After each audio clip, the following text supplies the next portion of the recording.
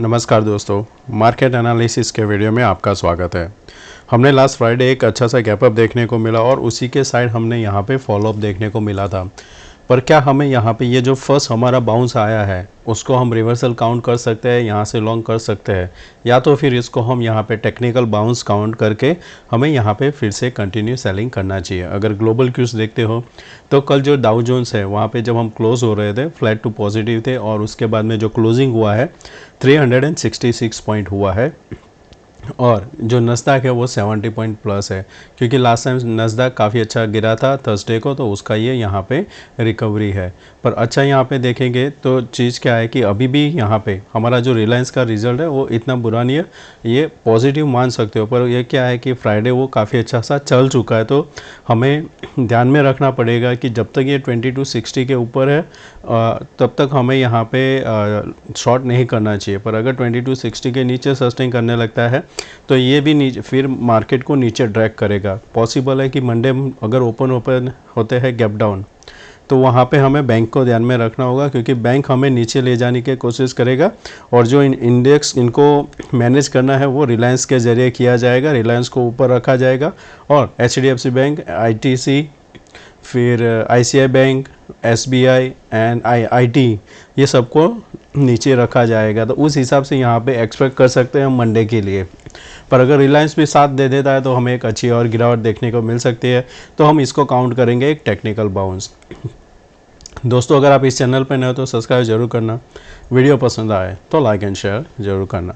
जो अभी आप ये स्क्रीन पे देख रहे हो दो लाइन, ये है एंकर वीवेप। मैंने फर्स्ट यहाँ से लगाया था और सेकंड यहाँ पे बहुत ही नीचे जब ये लो लगा था जून 2022 का, वहाँ से लगा। तो अब यहाँ पे हम देखते हैं तो पहले जो ये सपोर्ट का काम किया था जब हमारा यहाँ पे ट्रेड कर रहा था 44,000 के आसपास, जैसे ही ब्रेकडाउन हुआ ये हमारा नेक्स्ट जो सपोर्ट है यहाँ पे 42,000, उसी के आसपास से एक बाउंस लिया था। पर अगर हम यहाँ पे वापस गैप डाउन ओपन हो जाता है, कभी भी ध्यान में रखना है कि कोई भी फॉल कंटिन्यू आता है उसके बाद में अगर आपको एक ग्रीन कैंडल मिलती है और वो जो ग्रीन कैंडल का हाफ बॉडी के साइज़ के नीचे अगर आप ओपन हो जाते हो तो फिर आपको लॉन्ग नहीं करना चाहिए जब तक आपका प्रीवियस डे का हाई के ऊपर आप 15-20 मिनट सस्टेन नहीं करते हो। अगर हाफ जो प्राइस है उसके नीचे, यानी कि अगर यहाँ पे काउंट करें तो अगर आप यहाँ पे ओपन हो जाते हो कहीं पे भी 600 के नीचे, तो आपको यहाँ पे सेलिंग प्रेशर देखने को मिल सकता है। सेफ ट्रेडर हो तो लो जैसे ही ब्रेक करता है आप उसको शॉर्ट कर सकते हो। यहाँ पे एक चीज़ ध्यान में क्या रखनी है कि अगर यहाँ पे काफ़ी सारे लोग एक साथ में अगर शॉर्ट करने आएंगे तो एक ट्रैप होगा, तो यहाँ से फिर बाउंस आएगा और फिर नीचे आएगा, यानी कि दोनों का स्टॉप लॉस हिट हो सकता है। तो केयरफुली ट्रेड करना है। आइडियल होगा अगर हम यहाँ पे 500 के नीचे ओपन होते हैं तो फिर आप वहाँ पे कंटिन्यू सेल हो सकता है। तो ग्लोबल क्यूज में तो अभी नेगेटिव है हमारे लिए। क्रूड ऑयल में $1.55 का यहाँ पे इंक्रीज हुआ है। इंडिया विक्स वापस 11 के नीचे आ चुका है।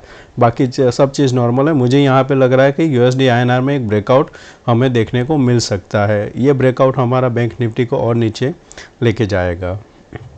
वापस जब हम चलते हैं यहाँ पे निफ्टी का, तो निफ्टी अगर आप देखोगे तो यहाँ पे एलियट वेव्स यहाँ पे हमें बनता हुआ दिखाई दे रहा है। इसका कंफर्मेशन कब होगा? ये लेवल जो है यहाँ पे कंफर्मेशन पॉइंट, यानी ये हमारा रेड कैंडल 18,837, इसके नीचे हम यहाँ पे 2 दिन क्लोज होते हैं तो ये जो पैटर्न है उसको यहाँ पे कंफर्मेशन मिलेगा। अगर ये नहीं हुआ तो यहाँ से फिर हमें दूसरा पैटर्न देखना पड़ेगा कि यहाँ पे क्या बन रहा है। अभी के हिसाब से ये पैटर्न के हिसाब से ही हम यहाँ पे चल सकते हैं और तो लास्ट टारगेट बन सकता है यहाँ पे 18,000 के आसपास का। फिर निफ्टी काफ़ी अच्छा सा यहाँ पे एक प्राइस एक्शन के हिसाब से देखें तो लर्निंग यहाँ पे मिलेगा। पहले यहाँ पे जो ये पैरेलल ट्रेंड लाइन रहता है उसी के अंदर ट्रेड कर रहा था, सेंटर लाइन से ब्रेकडाउन हुआ, नीचे से जो ट्रेंड लाइन आ रहा था यहाँ से उसको ही हमने ब्रेकडाउन दिया, अब जाके हम यहाँ पे फिर से इसको होल्ड किया। ये इनसाइड बार कैंडल बना हुआ है, इसमें अच्छा सा शॉर्ट तब मिलेगा जब हम इसके नीचे ट्रेड करेंगे। नीचे भी हमारा जो सपोर्ट आएगा 18,721 एंड 18,280 हमारा नीचे टारगेट के लिए ओपन हो जाएगा। अब बात करते हैं यहाँ पे स्टॉक्स में हमें कौन से में ट्रेड करना है और उसके बाद में हम ऑप्शन चेन भी देख लेते हैं, फिर इंट्राडे चार्ट। तो फर्स्ट हमारा स्टॉक रहेगा यहाँ पे क्यूमिंस में देखेंगे तो यहाँ पे क्या हो रहा है, अभी पूरा एक ट्रायंगल यहाँ पे बन रहा है और प्राइस को यहाँ पे स्क्वीज़ किया जा रहा है। यहाँ पे 2 पॉसिबिलिटी है, एक W बन सकता है, W के लिए आप देखोगे तो यहाँ से बन सकता है इस हिसाब से, तो ये आपका W यहाँ पे बन रहा है। दूसरी चीज़ यहाँ पे क्या हो सकती है कि इसी लेवल को अगर कंसोलिडेशन के करके ब्रेक नहीं हो रहा है तो ये लेवल जैसे ही टूटेगा आपको एक बड़ा सा टारगेट नीचे मिल जाएगा 1560 और उसके बाद में यहाँ पे 1470। ये एक आपको जब ब्रेकडाउन होगा काफ़ी अच्छा सा एक साथ में ब्रेकडाउन होगा, रिजल्ट भी है इसका, तो ये भी ध्यान में रखना पड़ेगा हमें। 7 नवंबर को इसका रिजल्ट है। तो जैसे ये ब्रेकडाउन होता है तो आपको जैसे यहाँ पे बड़ा कैंडल बना है सिमिलर यहाँ पे भी मिल सकता है, तो इसको आप ध्यान में रख सकते हो शॉर्ट के लिए। मैरिको सिमिलर यहाँ पे दो पैटर्न बन सकता है सिमिलर। एक तो बनेगा आपका यहाँ पे ये जो यहाँ पे ब्रेकडाउन हो गया तो यहाँ पे कंटिन्यू करके एन आएगा, अगर ये नहीं हुआ तो फिर ये ऐसे करके यहाँ पे डब्ल्यू भी बना सकता है। तो आई यहाँ पे कंफर्मेशन कैसे होगा, डब्ल्यू के लिए ये नेकलाइन रहेगा जो आपका 550 हाई है यहाँ पे, और नीचे एन के लिए आपको 532। जिस साइड भी ब्रेकडाउन करके होल्ड करता है आप उस साइड ट्रेड ले सकते हो। नीचे में 511 एंड ऊपर में जाएगा तो 570 एंड 600 आपका टारगेट रहेगा। ACC ट्रेंड लाइन को ब्रेकडाउन दिया है, वापस इसने एक अटेम्प्ट किया, फिर से रिजेक्शन आया और यहाँ पे बॉडी का बेयरिश सिंगल्फिंग बना हुआ है। हम इसको वापस शॉर्ट कर सकते हैं, आज जैसे फ्राइडे का लो निकलता है शॉर्ट कर सकते हो, क्योंकि यहाँ पे क्या है कि हमने ये जो सपोर्ट था उसको हमने काफ़ी बार यहाँ पे बाउंस ले चुके हैं, एटलीस्ट 3 बार हमने बाउंस लिया था। अब यहाँ पे अगर ब्रेकडाउन होता है तो हम इजीली नीचे और जा सकते हैं, तो शॉर्ट के लिए परफेक्ट कैंडिडेट है। बाई के लिए भी एक स्टॉक है जहाँ पे आप देखोगे मुथूट फाइनेंस एक डब्ल्यू पैटर्न करके अभी यहाँ पे होल्ड कर रहा है ट्रेंड लाइन के आसपास काफ़ी टाइम, यानी कि 4 दिन हमने होल्ड किया है इसी लेवल के आसपास। आपको ब्रेक मिलेगा इसके ऊपर 1310 के ऊपर सस्टेन करता है तो फिर आपको उसको यहाँ पे और 70-80 पॉइंट के लिए और ट्रेड कर सकते हो, यानी कि 5% आपको एक मूव ऊपर की साइड मिल सकता है। अगर इनकेस आप यहाँ पे गैप डाउन ओपन हो जाते हो 1258 के नीचे कहीं पे, तो फिर बाय मत करना। फिर क्या होगा, ये ट्रेंड लाइन यहाँ पे फिर से एक नया बनेगा जो आपको यहाँ तक नीचे वापस लेके आ सकता है, ये लेवल तक जो है 1136। तो ये हमारा यहाँ पे ध्यान में रखना होगा कि मंडे कैसे ओपन होता है, गैप अप ओपन होता है, फ्लैट ओपन होता है या तो गैप डाउन। अब यहाँ पे बात करेंगे ऑप्शन चेन की। ऑप्शन चेन में देखेंगे तो डेटा में हमें क्या देखने को मिल रहा है कि 19,000 हमें यहाँ पे एक हाईएस्ट OI देखने को मिल रहा है, और उसके बाद में हम देखेंगे तो अभी भी यहाँ पे इतना फ्रेश पुट में शॉर्ट नहीं देखने को मिल रहा है जितना हमारा इन द मनी कॉल अभी ओपन है। 19,000 पे 40 लाख ओपन है, अदर साइड 54 लाख, तो काफ़ी ना बहुत पॉसिबल है यहाँ की हम 960 से लेकर 1940 के बीच में हम मंडे को टाइम स्पेंड कर सकते हैं, जिस हिसाब से डेटा बना हुआ है। 840 के नीचे जैसे ही सस्टेन करेगा हमें फर्दर फॉल देखने को मिल सकता है, तो सॉरी 940 के नीचे में अगर सपोर्ट देखेंगे तो आ रहा है हमारा नेक्स्ट 900 आ रहा है एंड 800 है। काफ़ी अच्छा सा यहाँ पे सपोर्ट आपको मिल रहा है ये 100 पॉइंट के अंदर। अब हमें यहाँ पे ऊपर में देखना है तो शॉर्ट कवरिंग के लिए आपको 19210 इसके ऊपर होल्ड करना ज़रूरी है कोई भी शॉर्ट कवरिंग के लिए। अगर हम यहाँ पे फ्लैट टू नेगेटिव ओपन होते हैं तो ये स्ट्रांग हो जाएगा आपका रेजिस्टेंस, और फिर हम यहाँ पे एक्सपेक्ट कर सकते हैं कि ये जो एक्सपायरी रहेगा वो नीचे में 960 एंड ऊपर में 19,100 के आसपास आप वहाँ पे यही 150-200 पॉइंट के अंदर एक्सपायरी हो सकता है। पर जिस हिसाब से अभी न्यूज़ चल रहा है वो, और जैसे हमास का और इजराइल का चल रहा है वो, उसकी वजह से पॉसिबल है कि अगर कोई गैप डाउन बड़ा मिलता है तो हमें और फर्दर हम नीचे जा सकते हैं।